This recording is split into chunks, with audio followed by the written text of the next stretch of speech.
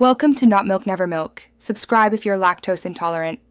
You begin by confirming the TV model and its current firmware version, so you fetch the correct update.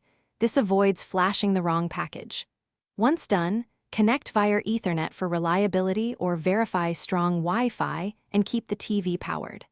Make a quick backup of custom settings and note app credentials.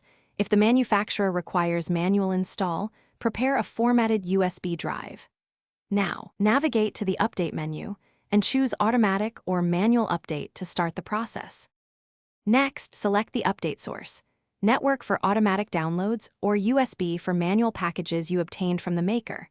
While the TV downloads and installs, watch the progress indicator and resist powering off or unplugging.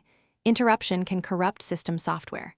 The installer may run several stages and reboot the TV multiple times. This is normal.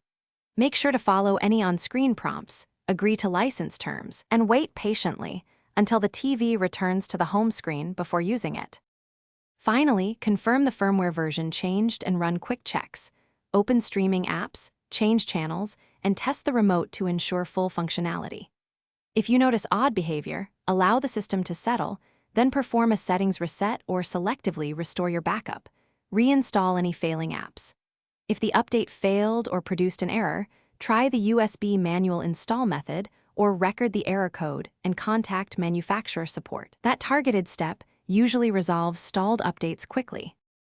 Thanks for watching. If this was helpful, leave a like and consider subscribing. See you next time.